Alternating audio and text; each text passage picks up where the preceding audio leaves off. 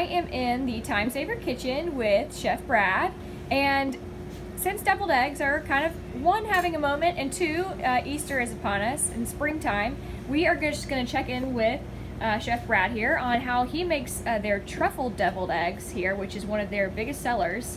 And you guys make this for a lot of different parties. Do you make it pretty much all year round? We do. Yeah. So this is a dish you guys do a lot, and he's just going to kind of take us through the simple way to make it.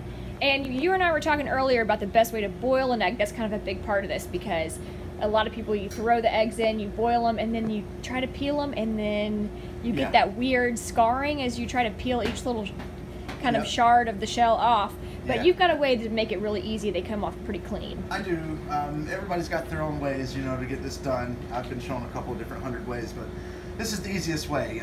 Basically, you can just take whatever pot that you've got, however many eggs that you're making. What you want to do is put your eggs in the pot first. Okay, a lot of people want to put the water in and then drop the egg in the water. That might break the egg. So put your eggs in the pot first.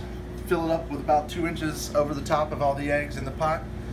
Turn it on high, bring it up to a rapid boil. The instant it comes to a rapid boil, cover the pot and turn the heat off. Let it sit there for about 10 to 12 minutes. At that time, you want to get an ice bath ready. So just get your bowl with some ice water in it. So that 10 to 12 minutes, you're going to take the eggs off of the stove, drain the hot water out, and then place the eggs in the ice bath. Within 2 to 3 minutes, they'll cool down pretty quickly. You can go ahead and start peeling them. The ice bath, what it does is it does help to get the shell off. Also, sometimes you'll see, a lot of times when you will open up an egg, if it's cooked too long as well, you may see some gray area around here. And as you can see with the ice bath, that we've got a nice clean egg here, no gray. Color. Yeah, and that's what we're looking for there. So now to make our truffled deviled eggs, very simple. You obviously pull the yolk out of the egg. I've got some mayonnaise here and some Dijon. Generally what I do here is it is about, we'll call it 3 parts mayonnaise to about 1 part Dijon. Now I'm a chef, I don't measure much of anything, okay? Most chefs don't. At home, you kind of know how creamy you want your eggs to be. You can always add more. That's the key. Don't ever, same thing with salting things. Don't ever put too much salt at the beginning. You can always keep going with the salt there at the end. Now, so this is fairly simple. So all this was the egg yolk, some Duke's mayonnaise there, and the Dijon mustard. All right?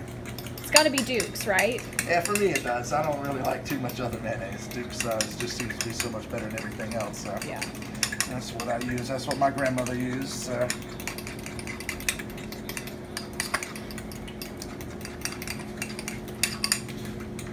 Okay, now what I've got here, this is some truffle salt. All right, there's all kinds of different stuff you can find out there. You'll see it's got some little black truffle pieces in it. This stuff is very strong, okay, and most truffle stuff is. So again, you can always add more salt when need be. I usually do that, and I like to do a little black pepper in there too.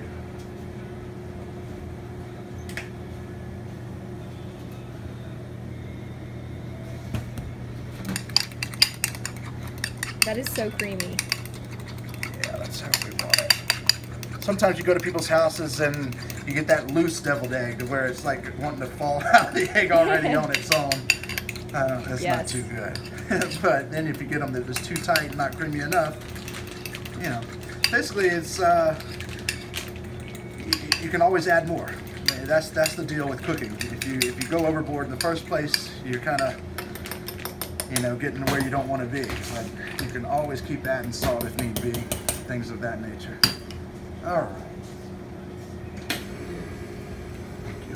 So you're going to put this in a piping bag. I am. This is what we do here. Now at home, of course, you don't have to. You can just spoon it in the eggs or whatever. But you know what we do here at Time Savor is try to make everything look as pretty as possible.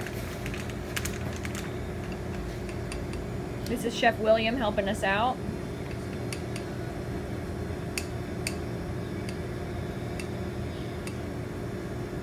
And Chef Brad, you said you have 3 chefs here that work with you at Time Savor. I do.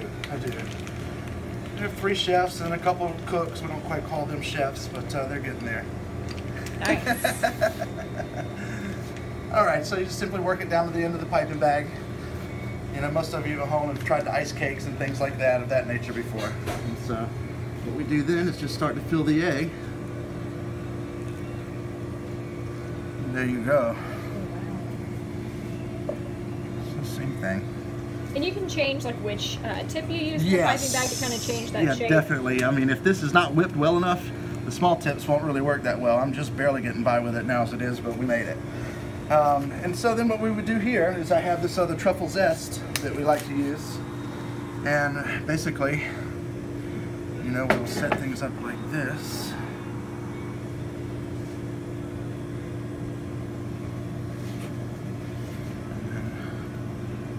Truffle zest there over the top. Wow, and that's really aromatic. I can smell it. That's amazing. Thank you so much. You're welcome.